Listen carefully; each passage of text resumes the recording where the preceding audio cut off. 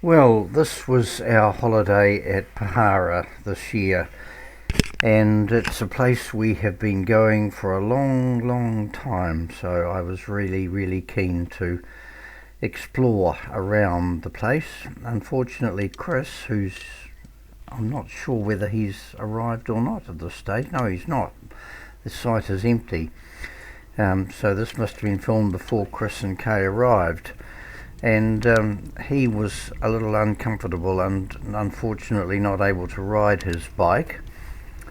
And the camp, as you can see, was extremely empty at the time. Not the way we were used to seeing it, having been brought up by my father, who had a regular routine, and we would be here over Christmas and New Year usually, so it was pretty full. But it was a very different camp in those days. It was pine trees and nowhere near as open, and this whole section down here wasn't there at all, I don't think. However, there is a new track and it goes right along the beach. It's very popular with walkers, and it was a great bike ride every morning. That's the sea out on the right, and the houses on the left, as you can see, have got a little bit of land between them and the sea, which is good because the erosion's a little bit worrying. However, despite the fact there is nobody in sight at the moment, it is quite a popular track for people. There's a car park at the end of, I think, I'm not sure what the name of the street is, but that's Selwyn Street that runs along the waterfront, and it's a popular venue for people. And I suppose a lot of them are holiday homes, I don't know. Some of them look permanent. The track is much more, well, certainly preferable to riding up the road, and it goes as far as Clifton, as you'll see shortly. Yes, that's Selwyn Street over on the left there, I think, and a lot of development has gone on here in the last little while, and it's become a very popular place. It's a lovely beach. Unfortunately, on this trip, this camera, you don't get to see a lot of it, but it is sandy, grey sand, all the way along. Quite a bit of driftwood this year, and high tides, although this part is not built up with rocks like the area outside the camp.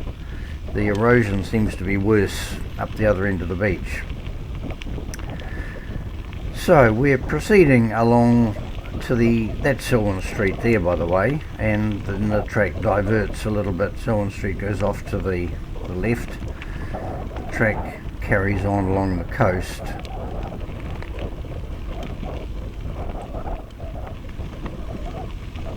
These houses have got a lovely walk out to the beach.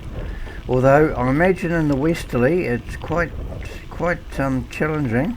You can see from the vegetation which way the predominant wind is.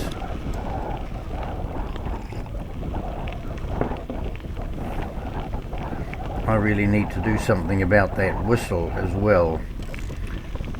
I'll cut it back, I think, when I record the final one.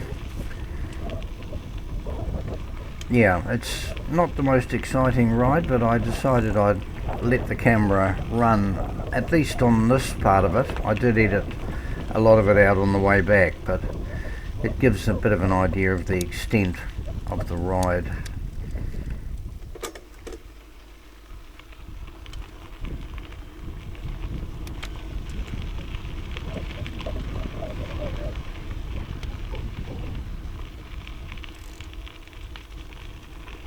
It's quite easy, as you can see. It's an easy ride. Somebody has spent a bit of money on putting in some tracks over the swampy bits.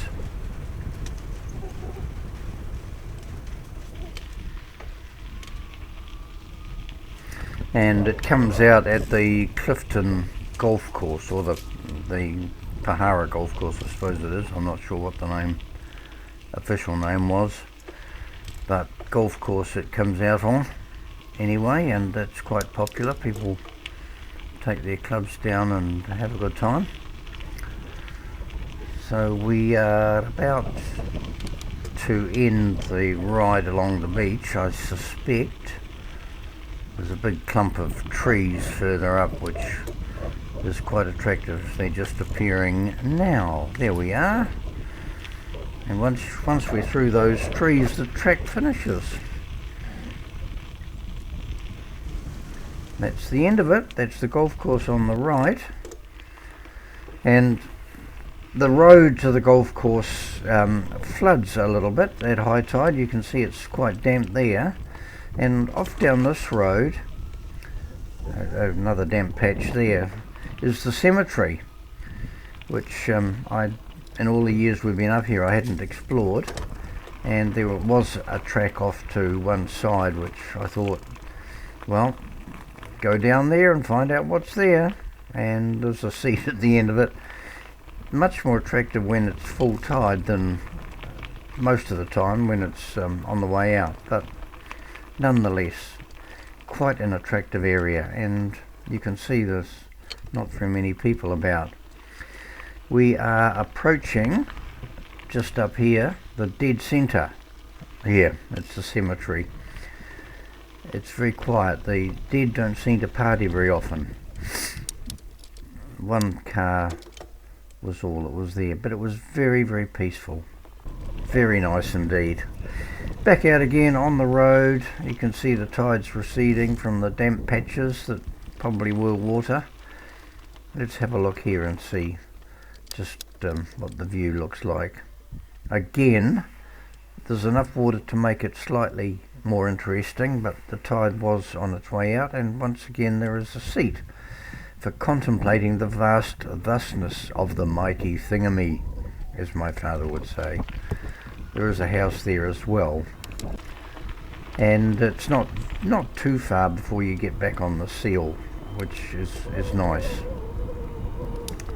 Back up the hill, or up a little hill. The road opens out after this. It becomes much more typical of the area. Farmland on the left and the right, housing on the right, and we're coming into Clifton proper now. Not that there's a hell of a lot of Clifton. That's the main road up ahead, so we'll turn left and head back to the camp. Alright, we're on the way home.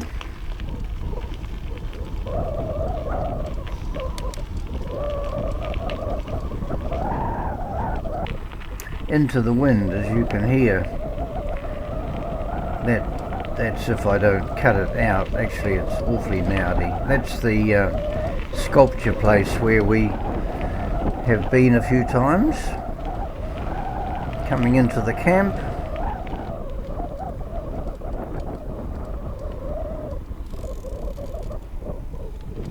And a little bit of a pathway, but it doesn't go on for very long.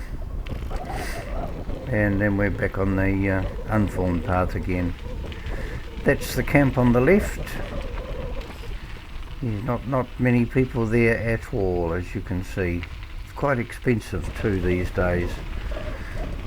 The block where we used to camp, unrecognisable. In fact, the whole area is pretty much unrecognisable. It's been development, I suppose, and it had to happen. Now coming back into the camp, and yeah,